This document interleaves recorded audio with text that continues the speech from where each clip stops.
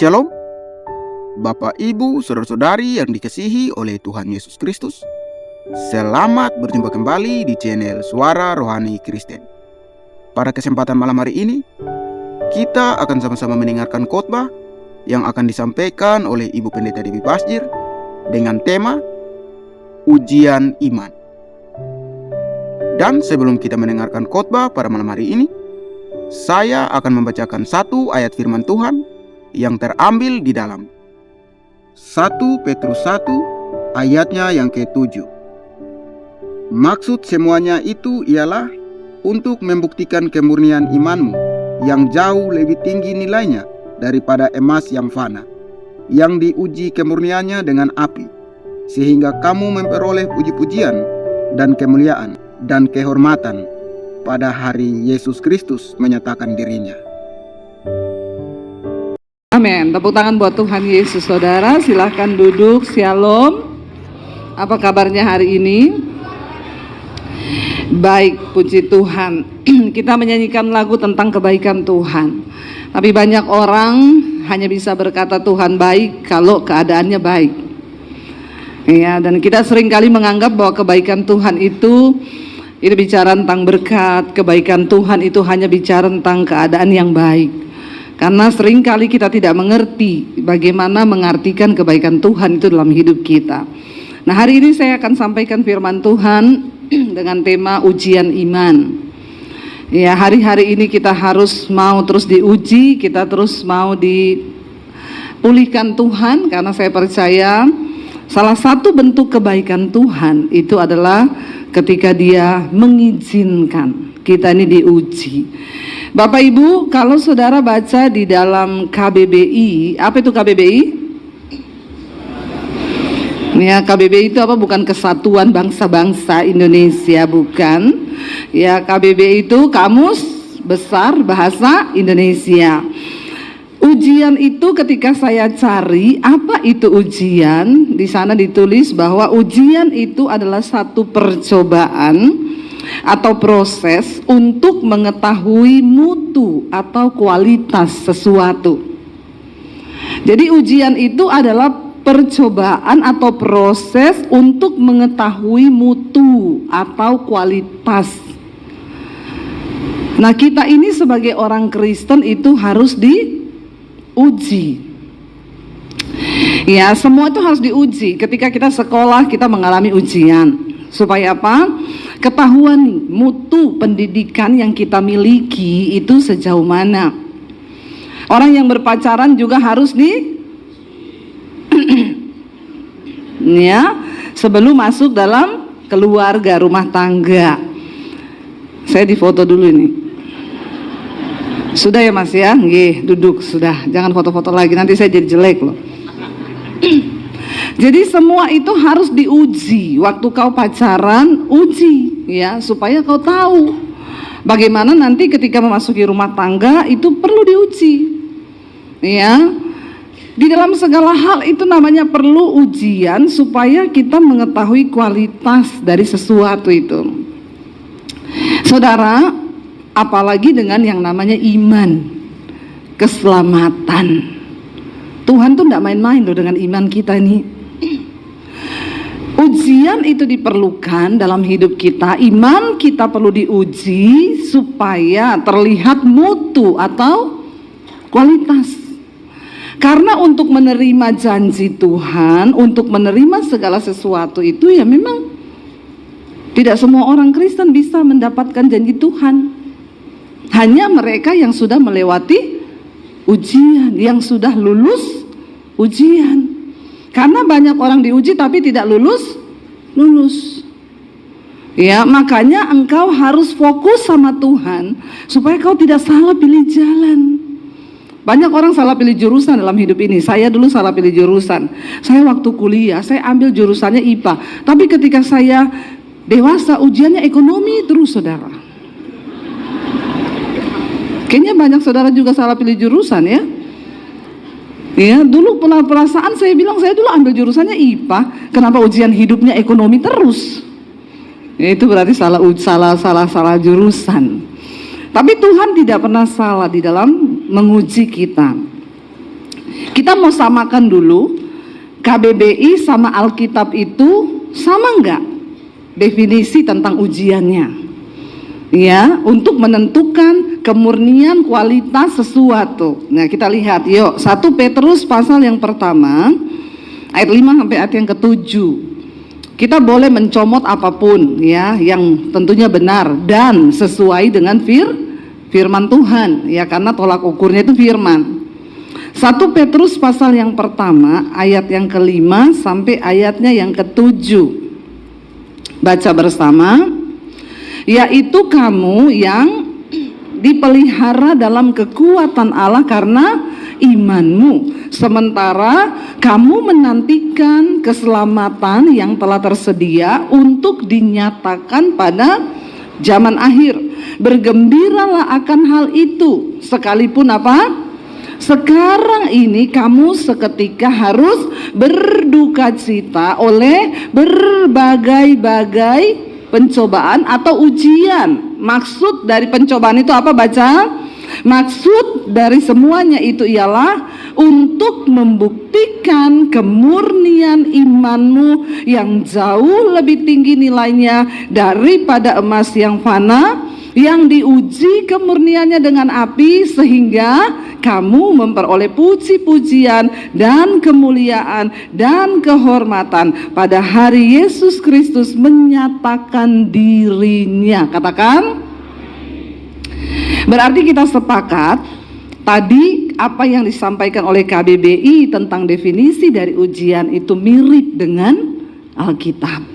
Tujuan dari semua pencobaan atau ujian untuk membuktikan kemurnian, kualitas atau mutu daripada iman kita, saudara. Siapa hari ini yang lagi ada ujian? Ya, ujian apapun, mau ujian ekonomi, ya, ujian kesehatan, ujian rumah tangga. Cuma sedikit yang ada ujian, yang tidak diuji ini saya berdoa Tuhan ujilah mereka. Ya, supaya ada ujian. Kalau kita mengerti dulu definisi arti dari ujian, maka saya percaya saudara, kita tidak mudah menjadi orang Kristen yang lari dari setiap masalah.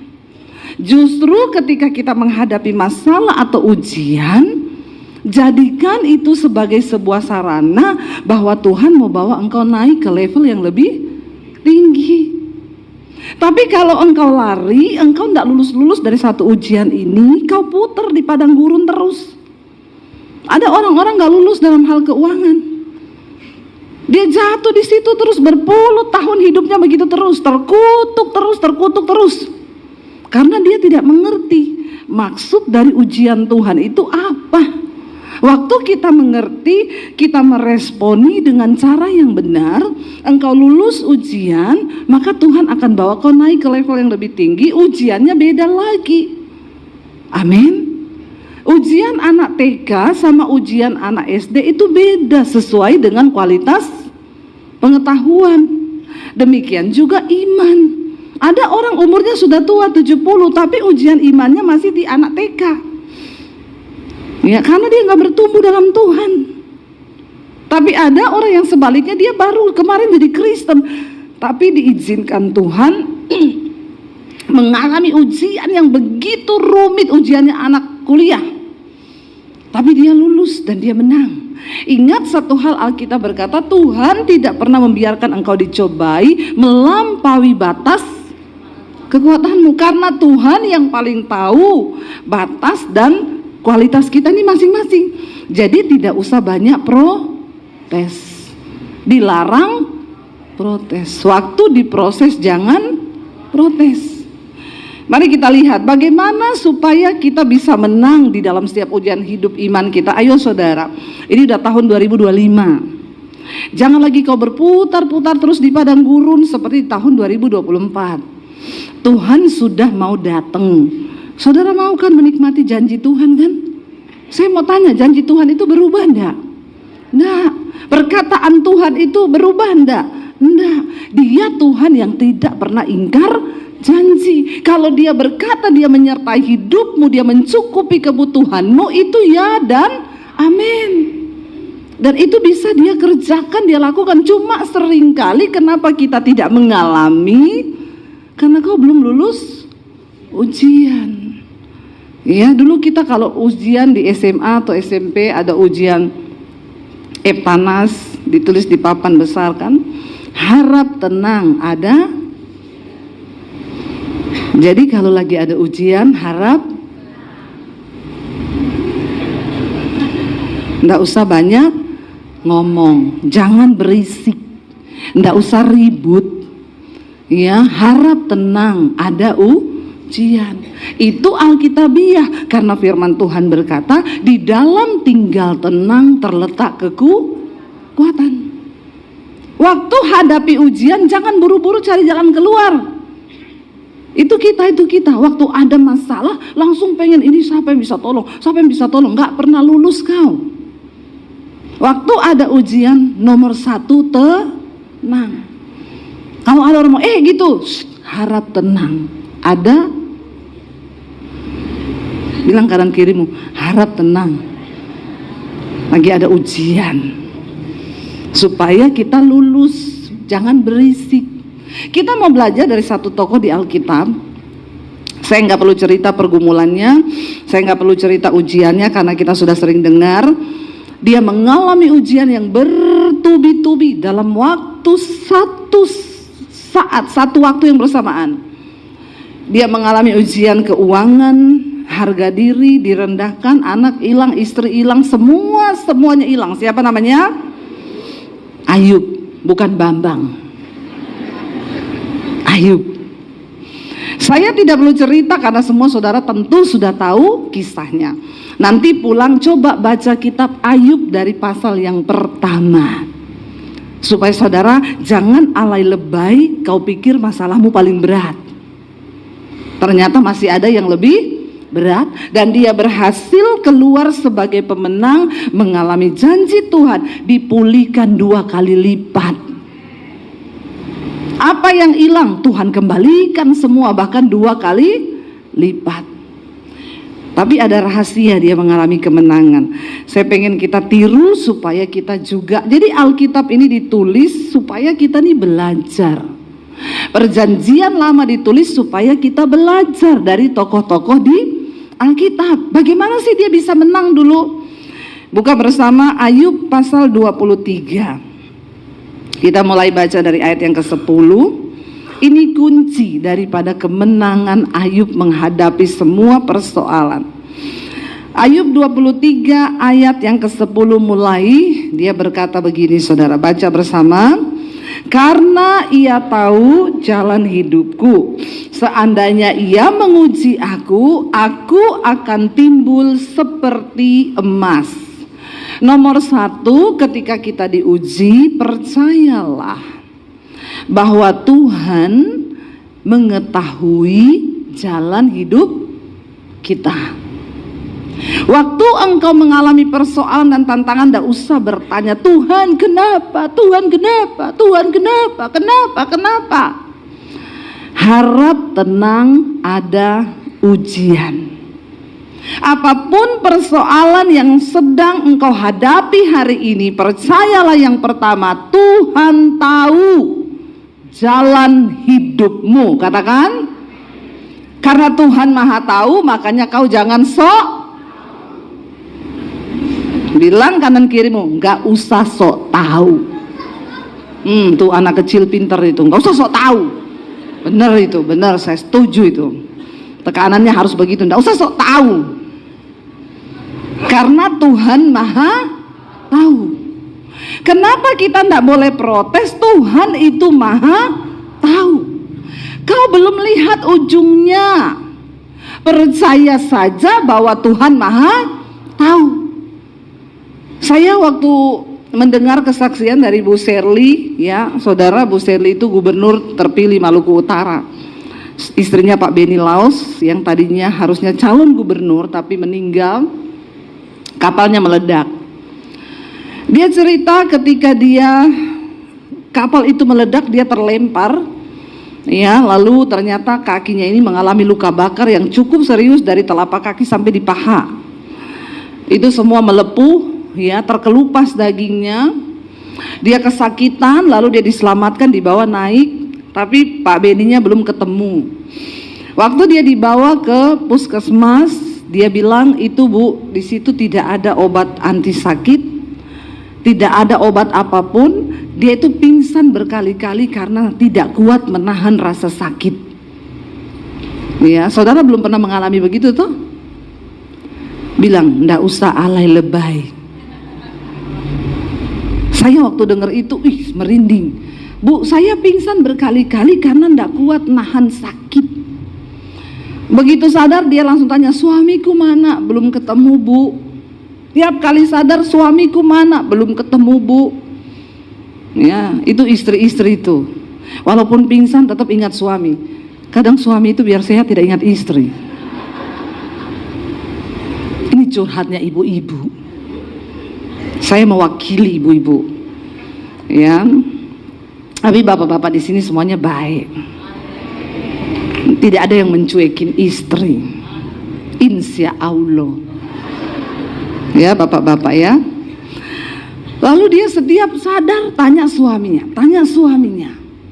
Akhirnya setelah yang keberapa kali sadar dia tanya suaminya, dibilang, sudah Bu, bapak sudah ada di ruangan sebelah.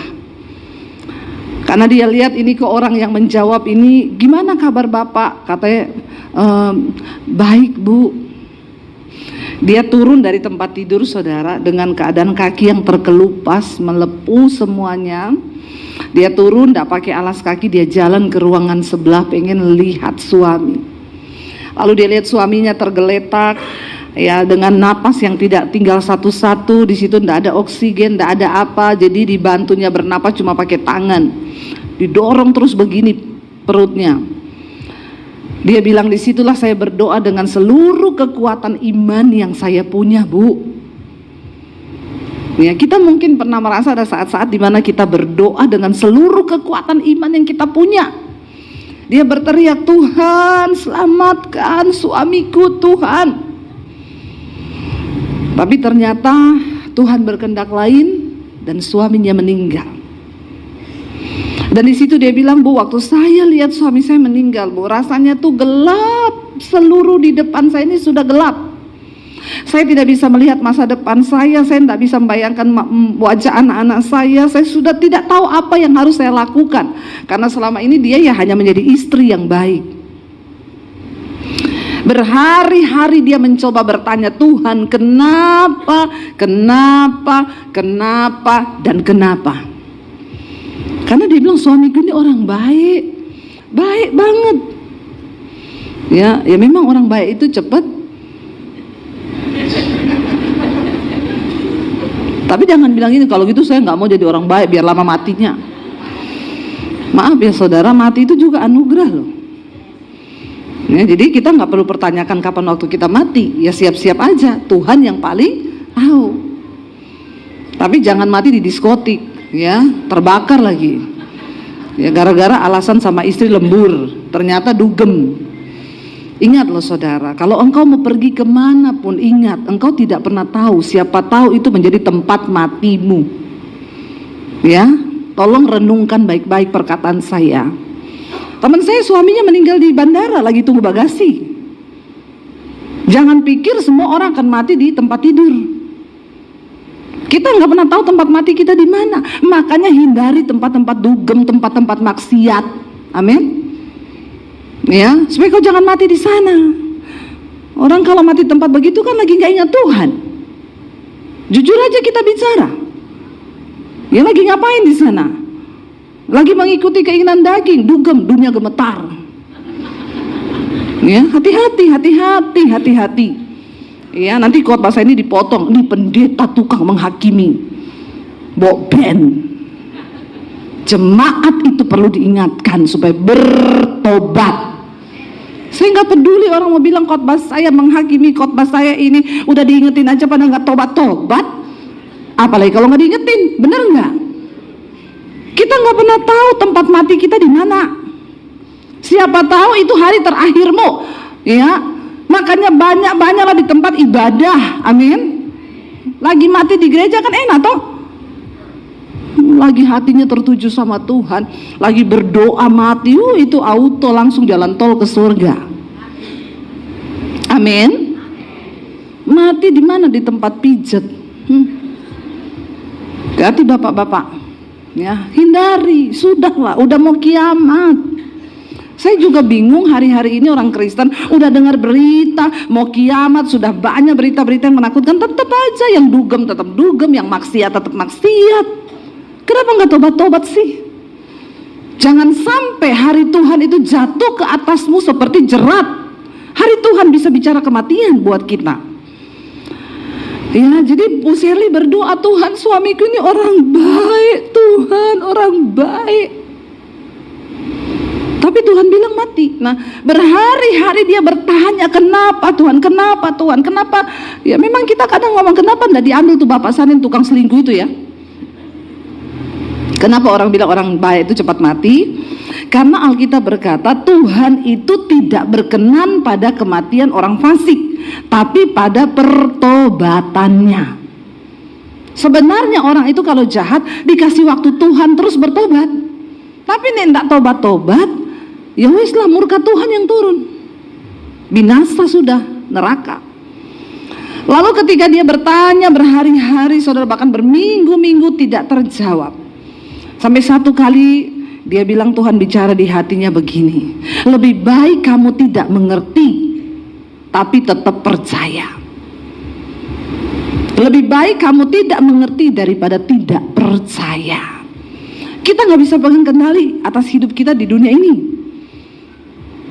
Tuhan yang pegang kendali. Ada orang yang bertanya sama saya, Bu, anak saya satu-satunya perempuan meninggal, Bu. Kenapa, Bu? Tuhan, Bu, stop bertanya seperti itu. Yang pertama, Tuhan yang paling tahu. Tuhan yang paling tahu. Yang saya tahu satu-satunya Alkitab berkata, berbahagialah orang-orang yang mati sejak hari ini di dalam Tuhan. Bukan di luar Tuhan ya. Yang di luar Tuhan tuh tidak bahagia pasti. Berbahagialah orang-orang yang mati sejak hari ini di dalam Tuhan, sebab mereka sudah beristirahat dari jerih lelah mereka. Mereka tidak akan mengalami lagi akhir zaman. Mereka nggak akan alami masa antikris. Jadi dia mendapat hiburan. Oh gitu ya Bu, terima kasih ya Bu. Iya, kalau lihat keadaan zaman sekarang kayak begini, pengennya cepat-cepat pulang ya ke rumah Bapak. Dia bilang, di situ saya tidak mengerti apa yang Tuhan buat. Makanya ndak usah bertanya ketika engkau mengalami sesuatu. Ayub bilang, dia tahu jalan hidupku. Seandainya dia menguji aku, maka aku akan timbul seperti emas. Tuhan tahu. Hari ini kalau engkau mengalami ujian, ya cari tahu sendiri di dalam hidupmu. Apa yang Tuhan mau dari hidupku inilah. Apakah aku ini suruh bertobat? Kalau aku ada salah, ya berarti aku harus bertobat. Kalau kau terus menerus ada dalam masalah keuangan, ya bertobatlah dalam caramu mengelola uang. Amin. Jangan boros. Mulai hemat, atur keuanganmu, jangan pinjem-pinjem, jangan utang-utang, jangan gali lubang tutup lubang. Itu lagu dangdut. Ya. Ayo belajar, sebab dalam setiap ujian, ingat, ujian itu adalah pencobaan yang bertujuan untuk membuktikan mutu atau kualitas. Lalu yang kedua, Ayub itu bilang begini, saudara. Ayo, jadi ketika kita menghadapi masalah, punyalah satu tekad di hati, Tuhan, aku tahu Engkau Maha Tahu. Dan satu hal yang aku mau komitmen dengan diriku, kalau Tuhan sedang uji aku mau keluar sebagai pemenang, seperti emas yang dimurnikan. Itu bagianku Tuhan, beri aku kekuatan. Itu saja. Ya, itu saja, tidak usah banyak tanya, tidak usah banyak protes. Karena kita ini siapa mau protes Tuhan? Yang kedua, untuk kita bisa menang menghadapi ujian, Ayub tuh bilang begini, ayat yang berikutnya, ayat 11. Baca bersama. Kakiku tetap mengikuti jejaknya, aku menuruti jalannya dan tidak menyimpang. Waktu kita lagi diuji, jangan belok kanan, belok kiri. Justru ketika sedang mengalami ujian iman, tetapkan hati untuk lebih lagi mengenal jejak atau jalan Tuhan itu. Jangan cari jalan pintas. Jangan bikin jalan baru. Ya, karena kau tidak tahu jalan tanpa Tuhan. Ya, jangan andalkan hanya Google Map untuk kehidupanmu. Karena Google Map juga bisa hilang sinyal. Ayo andalkan Tuhan, saudara. Ketika Abraham dipanggil Tuhan, tinggalkan negeri, keluargamu, sanak istrimu, tinggalkan orang tuamu, mertuamu, tinggalkan semuanya dan berjalanlah ke satu negeri yang akan aku tunjukkan kepadamu. Pada zaman itu belum ada peta. Pada zaman itu belum ada Google Map. Jadi Abraham itu berjalan pakai apa? Pakai iman. Kalau ada Google Map kan enak kan? 500 meter belok kanan, 300 meter belok kiri. Di depan ada jalan bercabang, tetap di kiri di jalan bercabang. Saya dulu waktu baru belajar pakai Google Map, saya nyetir. Waktu itu suami pelayanan sendiri, saya pelayanan sendiri. Saya pakai Google Map. Saya nggak lihat Google Map, saya taruh aja di samping kursi saya cuma dengar suaranya, saya kencengin. Belok kiri, saya belok kiri. Belok kanan, saya belok kanan. Saya tembus di belakang dapurnya orang. Ada cucian, ada panci, ada belanga. Ini di mana? Mobil saya masuk di situ, di sebelah got. Saya tanya, Mbak, ini jalan tembus, Ibu kenapa masuk ke sini? Ibu, tidak ada mobil masuk sini. Saya tanya, saya telepon suami saya, ini kok Google Map bagaimana ya? Kenapa dia bawa saya ke sini? Suami saya bilang, coba kamu lihat setelanmu itu di situ apa? Saya lihat setelannya buat orang naik motor. Itu loh, sebenarnya Google Map-nya benar, yang salah itu saya, karena saya belum tahu cara makainya. Ya buat naik motor bisa tembus. Jadi saya tanya, Bu, saya putar balik bisa nggak? Nggak bisa, Bu. Ya Ibu terus aja. Ya ada, tapi dengan pergumulan, Bu. Jadi saya terus pelan-pelan lewati kandang ayam orang, lewati kebun, dan semua orang menatap saya dengan aneh gini. Ih, kenapa ini mobil lihat sini ini? Ya saya sih tetap tembus. Yang pertama, waktunya jadi panjang, tidak seperti kalau saya lewat jalan mobil. Yang kedua, dimaki-maki orang, saya lewat dapur-dapurnya orang, saudara. Hidupmu itu begitu, kalau kau salah jalan, perjalananmu jadi lebih lama. Harusnya prosesnya sebentar, jadi lama. Dan bukan cuma itu, diunek-unek ke wong. Ki kok lewat sini loh, kok ngene toh, ini ganggu aku loh, ini hidupnya ini piye toh. Orang itu kalau salah jalan, hidupnya bikin masalah, bikin repot orang lain, bikin repot orang tua, bikin repot mertua, bikin repot suami, bikin repot istri, bikin repot anak. Itu orang kalau nggak tahu jalan. Ketika Abraham disuruh Tuhan pergi ke satu negeri yang dia belum tahu, dia cuma bertanya sama Tuhan, kemana? Setiap kali dia sampai di satu kota atau desa, Alkitab berkata Abraham membangun mezbah. Dia duduk di situ, dia sembah Tuhan, dia cari Tuhan. Lalu Tuhan yang berkata, kamu melangkah lagi ke situ, nanti belok kanan, nanti belok kiri. Maka sampailah dia di tempat yang Tuhan tunjukkan. Hidup kita ini adalah sebuah perjalanan. Makanya kalau ada masalah, jalani aja, jangan lari. Sebab hidup adalah perjalanan, bukan pelarian. Amin. Kalau kau lari capek. Ada orang lari terus, kawin aja lari dia. Bagaimana kawin lari? Capek dong. Orang konseling, iya Bu, soalnya dulu saya ini kawin lari. Bisa ya kawin lari-lari ya. Nggak disetujui orang tua, jadi saya kawin lari. Jangan bikin jalan baru dalam hidup ini. Anak-anak muda, kalau kau pacaran dengan seseorang, lalu kau takut mengenalkan orang itu ke orang tuamu, berarti something itu, buang jauh-jauh. Amin. Karena kau sudah tahu yang benar kok seperti apa. Tapi kadang kau suka bikin jalan lain. Jangan bikin jalan lain, saudara. Hidupmu susah, bahkan kau akan menyusahkan orang lain. Abraham membangun mezbah, setiap kali datang di satu tempat bangun mezbah, tanya Tuhan, Tuhan kasih tahu melangkah lagi, melangkah dan melangkah. Iya, ikuti jejaknya. Ayub bilang, kakiku mengikuti jejaknya, aku menuruti jalannya dan tidak menyimpang. Waktu kita sedang dalam ujian, ayo kenali jalan Tuhan, jangan menyimpang dari firman Tuhan. Semakin engkau diuji, semakin berat masalahmu, semakin cari Tuhan. Semakin bilang, Tuhan aku pengen bertobat, Tuhan aku pengen kenal jalan-Mu, Tuhan aku tidak mau melangkah keluar dari firman-Mu, aku pengen melakukan setiap apa yang Tuhan mau di hidupku, supaya kau tidak berputar-putar. Waktu kita taat dan setia, maka Tuhan turut bekerja untuk mendatangkan kebaikan. Kenali cara Tuhan, jangan menyimpang. Yang berikutnya, apa yang Ayub lakukan sehingga dia mengalami kemenangan di dalam ujian imannya? Baca bersama ayat yang berikutnya, dikatakan di sana apa? Perintah dari bibirnya tidak kulanggar, dalam sanubariku kusimpan ucapan mulutnya.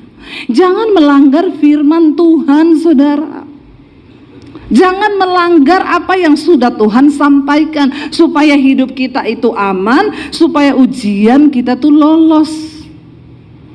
Kalau melanggar terus, ya sudah, berbuat dosa terus, nggak pernah bertobat, mengalami ujian keuangan. Udah dibilang jangan andalkan manusia, karena terkutuklah orang yang mengandalkan manusia. Tetap aja pinjam uang sama siapa ya? Nih lagi besok mau jatuh tempo, pinjam kemana ya? Pinjam kemana ya? Maka kau tidak pernah lulus. Karena selalu otakmu itu, pikiranmu itu pinjam kemana, pinjam ke siapa? Engkau menjadikan orang lain itu Tuhan. Alkitab berkata, terkutuklah orang yang mengandalkan manusia, yang mengandalkan kekuatannya sendiri. Ayo ketika engkau mengalami masalah, duduk di kaki Tuhan. Karena setiap ujian yang diizinkan terjadi cuma satu tujuannya, untuk membuktikan mutu atau kualitas iman. Kalau kita terus mengandalkan manusia, ya itu akhirnya kita ini jadi orang yang tukang pinjem-pinjem terus, minta-minta terus, pinjem uang terus, belum diganti yang kemarin udah pinjem lagi. Ada orang-orang model begini, orang Kristen. Nggak usah angkat tangan, saya baptis ulang kau nanti. Saya rendam 20 menit supaya buka mata langsung di rumah Bapa di sorga. Ada saudara, saya dulu punya tetangga begitu, pakai surat. Bu, mau antar surat. Dari siapa? Dari saya. Kenapa pakai surat-suratan ya? Kan kamu bisa langsung ngomong, nanti ibu baca, saya pulang dulu ya. Dia pulang, saya baca. Ibu Debbie, maaf, saya mau pinjam uang 500.000 untuk beli obat. Saya pikir kasihan dia sakit, ya udah. Tapi saya nggak kirim surat balik. Ya, saya datangi ke rumahnya. Oh Bu, saya sudah baca suratnya.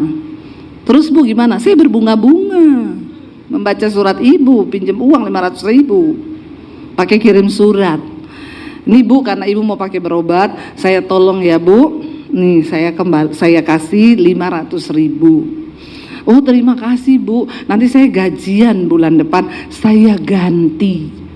Alkitab bilang kan kalau kita sudah beri jangan harap ganti. Tapi saya enggak ngomong gitu sama dia, supaya kasih dia juga belajar bertanggung jawab. Dalam hati saya dia ganti, puji Tuhan. Ya, nanti kalau dia ganti tak kasih lagi ke dia. Saya cuma mau uji orangnya. Begitu waktunya ganti, datang ke rumah lagi. Bu, ya, mau kasih surat. Saya pikir, oh ada uangnya di dalam surat. Dia malu kembalikan, jadi tertulis dalam surat, terima kasih Ibu, ini uangnya. Saya buka, saya pulang dulu ya Bu. Iya, nanti dibaca ya. Iya. Saya Dia pergi, saya masuk ke dalam, saya baca, Bu Debi minta maaf, saya belum bisa ganti uangnya. Ini kalau boleh mau pinjem lagi 350.000, ya. Saya mulai ngelus dada ini orang ini. Tapi saya pikir ya mungkin dia ada kebutuhan lain kali ya. Nggak apa-apa lah, saya bisa, saya kasih, saya antar ke rumahnya. Iya Bu, katanya kan Ibu janji sebenarnya ini tanggalnya ganti loh Bu, tapi kan ini Ibu pinjem lagi toh. Jadi ya iya Bu, soalnya pensiun saya, gaji saya kemarin tuh habis buat ini, jadi makanya gini. Sebenarnya saya malu. Oh ya udah, enggak apa-apa ini ya Bu. Iya, tapi bener Bu, bulan depan pasti saya ganti.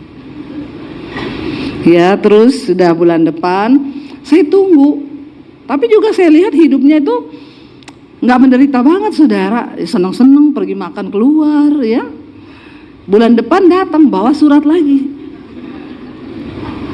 Bu, dia mau kasih surat, Ibu bawa pulang aja suratnya, Ibu baca sendiri ya Ibu. Uang yang kemarin Ibu mau ganti buat saya itu aja Ibu pakai buat kebutuhan Ibu, balikin dan ambil lagi ya Bu, Tuhan memberkati.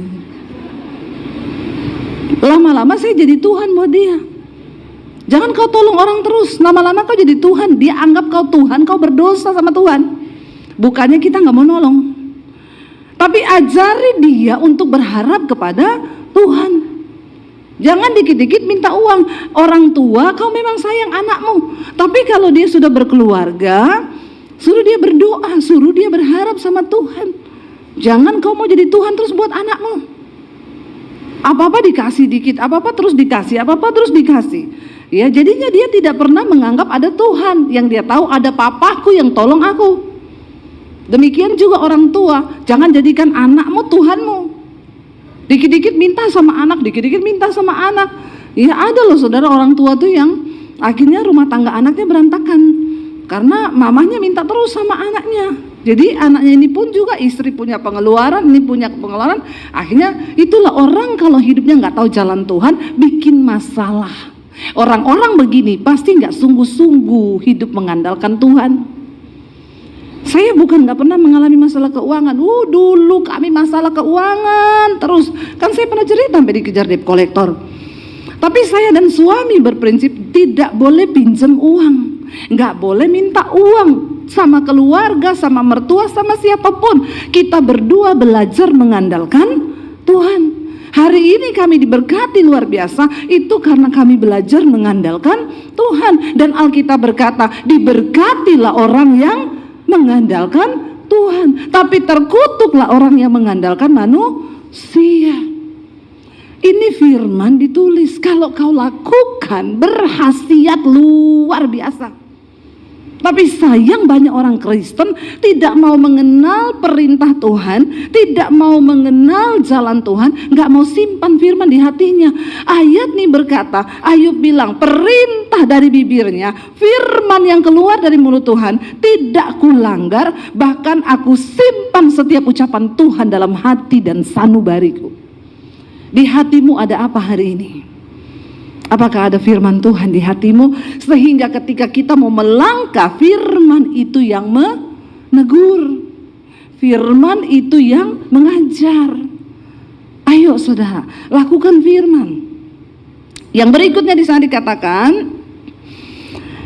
kita lihat saudara, waktu kita sudah setia dengan Tuhan, mengikuti jalan Tuhan, barulah saudara janji Tuhan, rencana Tuhan itu bisa terjadi dalam hidup kita.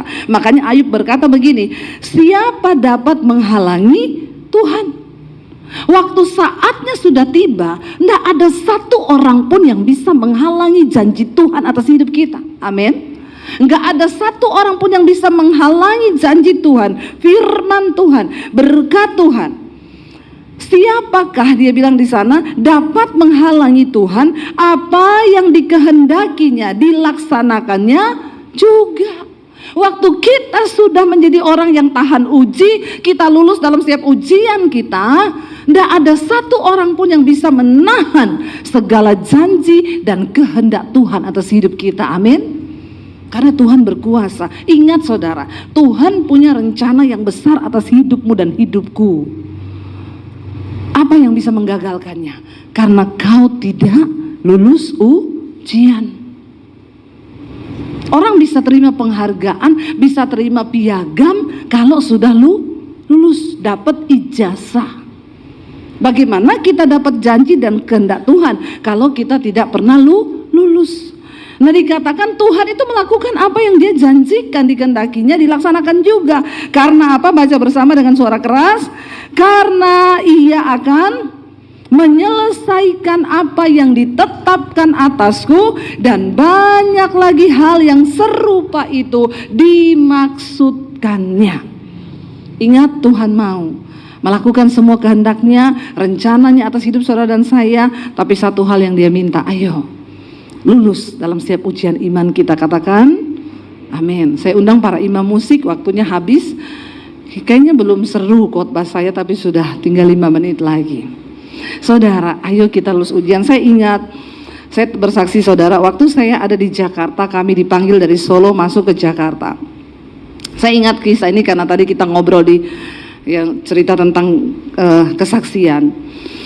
Kami dibawa Tuhan ke satu gereja yang lumayan ya, di situ ada pengusaha kayanya. Saya dan suami jadi pengerja di sana. Kami kerjain semuanya. Setiap bulan kami dapat persembahan dari gereja dan dari pengusaha yang ada di gereja itu. Jadi untuk keuangan kami sudah tidak bermasalah. Bahkan anak-anak saya pindah dari Solo ke Jakarta, juga pengusaha itu yang suruh bawa semua ke sini, bawa anak-anak, bawa. Dia bayari kami rumah kontrakan, setiap bulan kami dapat persembahan di luar uang dari gereja. Tiba-tiba, ya pengusaha itu sangat menghormati saya dan suami. Dia suka dengan khotbah-khotbah saya. Tiba-tiba saya dipanggil oleh Pak Gembala dan dia bilang gini, Bu, mulai bulan depan Ibu ndak usah khotbah lagi. Haleluya. Itu ujian. Harap tenang.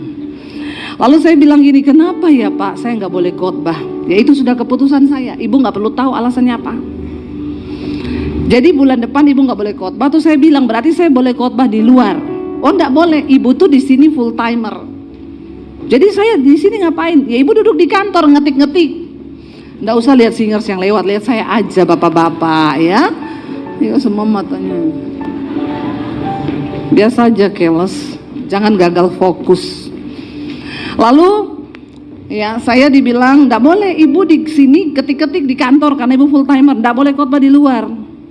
Saya itu masuk di ruang doa. Tuhan, secara manusia, kalau kami bertahan di sini keuangan kami aman. Anak-anak sekolah dibayari, semuanya dicukupkan. Kami dikasih mobil, rumah kontrakan dibayari, kebutuhan hidup dibayari, aman. Tapi waktu saya berdoa, Tuhan bilang, aku panggil engkau bukan untuk aman, karena tugasmu menyampaikan kebenaran. Kalau kamu sudah tidak menyampaikan kebenaran, berarti kau harus keluar dari sini. Ini bukan tempatmu. Lah Tuhan, gimana dengan kehidupan kami? Kau ikut aku, bukan ikut manusia, bukan ikut orang kaya. Saya dan suami bergumul saudara, karena kalau kami tinggalkan tempat itu, saya harus balikin mobil yang dipinjemin. Kami kehilangan semuanya, bahkan mulai bukan dari nol, dari min. Sementara bulan depan kontrakan saya habis, saya nggak punya uang 1 sen pun. Tapi saya mau mengikuti yang Tuhan mau. Ujian iman, untuk Tuhan bisa tahu mutu imanmu itu ikut Tuhan atau ikut manusia. Bahkan di tengah keadaan yang sudah aman secara keuangan, di situ Tuhan uji. Karena Yesus dan Mamon itu beriringan dalam hidup kita. Satu-satunya saingannya Tuhan di dunia ini cuma uang. Makanya Yesus bilang, kau tidak bisa mengabdi pada 2 Tuhan, pada Allah dan pada Mamon.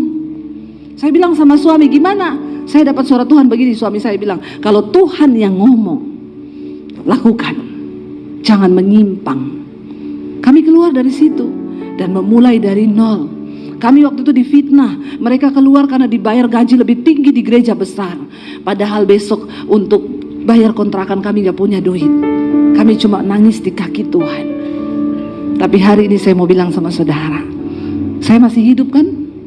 Saya gak mati, gak punya uang, sebab aku mengikuti Tuhan yang bertanggung jawab, Allah yang baik, Tuhan yang sangat baik. Katakan pujian tadi, ya Engkau baik Tuhan. Bangkit berdiri bersama saudara. Bapak, Ibu, saudara-saudari yang dikasihi oleh Tuhan Yesus Kristus, kita telah bersama-sama mendengarkan khotbah yang telah disampaikan oleh Ibu Pendeta Dewi Pasir dengan tema Ujian Iman. Kiranya lewat khotbah yang telah kita dengar pada malam hari ini memberkati setiap kita orang percaya. Dan di akhir video ini, kita akan sama-sama menyaksikan suatu renungan firman Tuhan yang akan disampaikan oleh Ibu Cornelia. Selamat menyaksikan. Tuhan Yesus memberkati. Pada malam hari ini mari kita kembali lagi di tempat yang sama, yang mau merenungkan firman Tuhan dalam kehidupan kita selagi Tuhan izinkan bagi kita. Di mana dalam Yesaya 42 ayat yang pertama, judul bacaan hamba Tuhan. Ayat yang pertama, lihat itu hambaku yang kupegang, orang pilihan yang kepadanya aku berkenan. Aku telah menaruh rohku ke atasnya, supaya ia menyatakan hukum kepada bangsa-bangsa. Bapak, mama, anak-anak yang diberkati oleh Tuhan, kita sebagai milik Allah yang bertanggung jawab dan hidup yang ada, mari kita berbuat yang baik di dalam kehidupan kita selagi kita masih dipercayakan di muka bumi ini. Dengan demikian, di mana ayat yang pertama dia katakan, lihat itu hambaku yang kupegang, orang pilihanku yang kepadanya aku berkenan. Aku telah menaruh roh. Di dalam pribadi daripada Yesaya, Tuhan memegang dia, Tuhan memilih dia, dan Tuhan menaruh roh Tuhan di atas hidup daripada Yesaya. Bapak, mama, saudara sekalian, anak-anak yang diberkati oleh Tuhan, lebih baik kita hidup bersama dengan Tuhan daripada kita pisahkan diri dari Tuhan. Sebab Tuhan adalah kekuatan bagi kehidupan kita. Dengan demikian, dalam ayat yang pertama dia sudah mengatakan bahwa orang pilihan dan Tuhan menaruh roh Allah di dalam hidupnya untuk menyatakan kehebatan Tuhan dalam hidupnya. Bapak, mama, saudara yang diberkati oleh Tuhan, mari kita yang percaya kepada Tuhan, mari kita menaruh pengharapan kita kepada Tuhan. Apapun pribadi kita, Tuhan pasti akan memberikan yang terbaik bagi kehidupan kita. Sehingga lewat hamba Tuhan Yesaya yang sudah siap dia dipilih dan dia ditetapkan, yaitu Tuhan yang memilih dia, tidak ada orang yang menggeserkan dia. Dengan demikian, di dalam ayat yang ketiga dia katakan, bulu yang patah terkulai tidak akan diputuskannya, dan sumbu yang pudar nyalanya tidak akan dipadamkannya. Tetapi dengan setia dia akan menyatakan hukum. Dengan setia Yesaya menyatakan hukum Allah di dalam diri pribadi daripada Yesaya, dan ia menyatakan itu dan dia menceritakan itu dalam hidupnya. Dengan demikian, mari kita sebagai umat pilihan Allah, bangsa imamat yang sudah dipilih oleh Allah, orang pilihan Allah, tidak bisa diganggu gugat. Bapak, mama, saudara sekalian yang diberkati oleh Tuhan, dan dia menegaskan kepada kita, orang pilihan Allah tidak bisa ditolak oleh tangan manusia. tetapi orang pilihan Allah sudah diputuskan itu dalam hidupnya. Bapak Mama, saudara sekalian yang diberkati oleh Tuhan, sehingga dalam ayat yang keempat dari Yesaya 42, ia sendiri tidak akan menjadi pudar dan ia tidak akan patah terkulai sampai ia menegakkan hukum di bumi. Segala pulau mengharapkan pengajaran. Ternyata Yesaya dia dipakai oleh Tuhan luar biasa. Yesaya dia tampil beda. Dia juga menyatakan diri bahwa dia mau menceritakan hebatnya Tuhan dalam kehidupannya. Sehingga dia dipilih, dia diutus, dan dia dipakai oleh Tuhan luar biasa. Bapak Mama, anak-anak yang diberkati oleh Tuhan, dalam kehidupan kita mau supaya kita juga dipilih, kita mau supaya kita juga dijaga dan dipelihara oleh Tuhan. Orang yang percaya kepada Tuhan tidak pernah ditinggalkan. Dengan demikian, mari kita berpegang teguh akan firman dan kebenaran. Karena dengan firman kita dikuatkan, dengan firman kita disigarkan. Mari kita mau katakan, bersama Tuhan tidak ada yang mustahil bagi kita. Sehingga satu bagian firman Tuhan yang sama ambil di dalam Yohanes pasal yang ke-15, Yohanes pasal 15 ayat yang ke-16. Di situ dia katakan, bukan kamu yang memilih aku, tetapi akulah yang memilih kamu, dan aku telah menetapkan kamu supaya kamu pergi dan menghasilkan buah, dan buahmu itu tetap, supaya apa yang kamu minta kepada Bapa dalam namaku diberikannya kepadamu. Dalam Yohanes pasal 15 ayat yang ke-16 dia katakan demikian, firman Tuhan dan tegas, bukan kamu yang memilih aku, tetapi aku yang memilih kamu. Dengan demikian, mari Tuhan yang memilih setiap orang untuk menyatakan kehebatan lewat Roh Tuhan yang ada. Mari kita terus menyatakan kasih setia Allah di dalam hidupnya selagi kita dipercayakan di muka bumi. Sehingga di dalam ayat yang kelima dari Yesaya 42, di situ dia katakan, beginilah firman Tuhan yang menciptakan langit, membentenginya, yang menghemparkan bumi dengan segala tumbuh di atasnya, yang memberikan napas kepada umat manusia yang mendudukinya, dan nyawa kepada mereka yang hidup di atasnya. Ternyata nyawa adalah di dalam tangan Tuhan, dan nyawa yang ada pada kita, mari kita gunakan itu sebaik mungkin. Kita mengatakan bersama Tuhan, Tuhan memelihara hidup kita, karena lewat napas yang ada, lewat nyawa yang ada, Tuhan memberikan 100% kepada kita. Hidup bersama dengan Tuhan, Tuhan lebih menghargai kita, Tuhan menjaga kita, memelihara kita. Pada waktu kita tidur bangun, dia tetap menjaga dan memelihara kita. Dan di dalam ayat yang ke-6 dari Yesaya 42, di mana dia katakan, aku ini Tuhan, telah memanggil engkau maksud penyelamat, telah memegang tanganmu. Aku telah membentuk engkau dan memberikan engkau menjadi perjanjian bagi umat manusia, menjadi terang untuk bangsa-bangsa.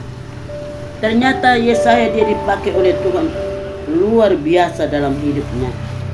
Yesaya memberikan diri untuk dia dipakai. Mari kita mengatakan, ini aku, pilihlah aku, dan menjadi milik pusaka, menyatakan kehebatannya kepada dunia ini. Mari kita malam hari ini kita membawa firman Tuhan di dalam kehidupan kita menjadi satu pegangan besar, satu kenyataan, satu contoh bahwa dengan firman kita kuat dan kita bawa pulang di dalam kehidupan kita untuk kita merenungkan mulai dari malam ini sampai Maranatha, di dalam nama Bapa, Anak dan Roh Kudus. Amin.